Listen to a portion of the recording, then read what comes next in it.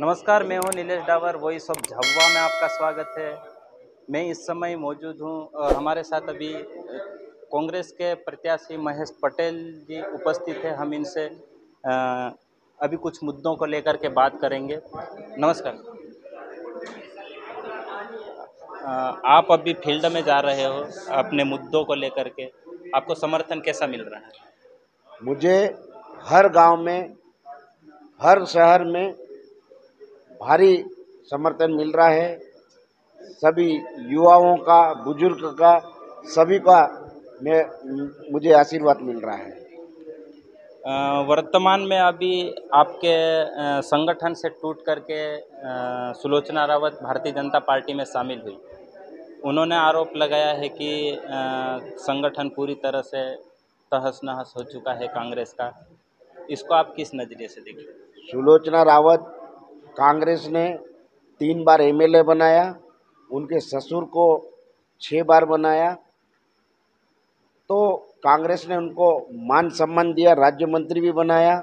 लेकिन उसकी ये लालच थी कि कभी मैं ट्रैक्टर में भी चले जाऊं, कभी भारतीय जनता में चले जाऊं, तो ये लालच बुरी भलाई कहते नहीं, वैसी ये सुलोचना रावत है।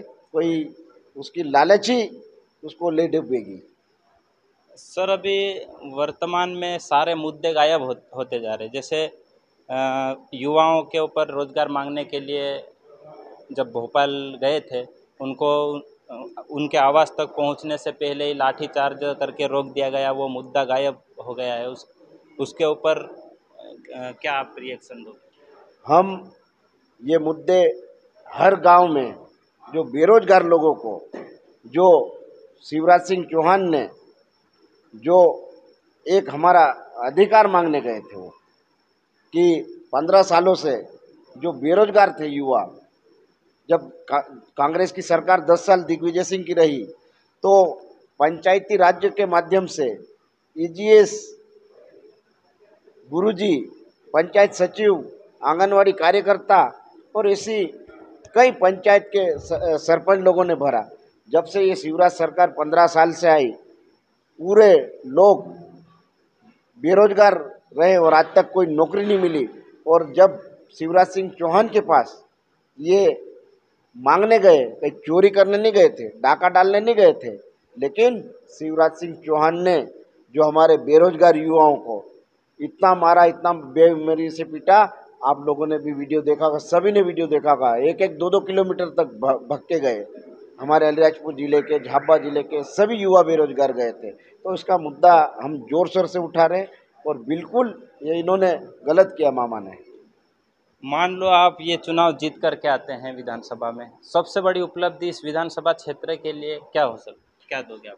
सबसे पहले स्वास्थ्य, शिक्षा और बेरोजगारों की पूरी मांग उठाऊंगा।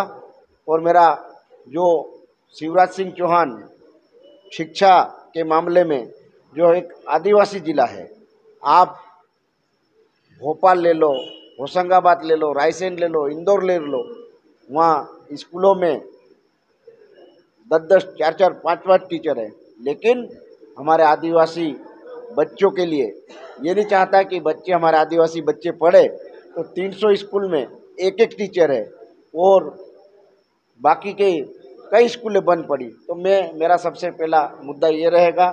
दूसरा, स्वास्थ्य का, कई सामुदायिक भवन जंजर हो रहे, नए कि नए, वहाँ कोई एनएम नहीं, कोई डॉक्टर नहीं, उसका मेरे को मांग करूँगा मैं।